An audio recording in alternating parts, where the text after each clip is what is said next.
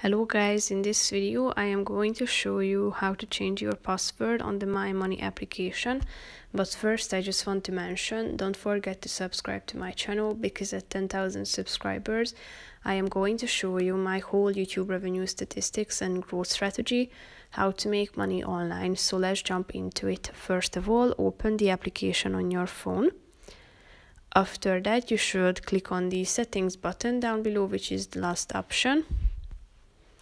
Now tap on your name at the top in the account section. Click on change password down below, which is the last option. And then you should type in your current password. After that you should enter your new password to which you would like to change the current one.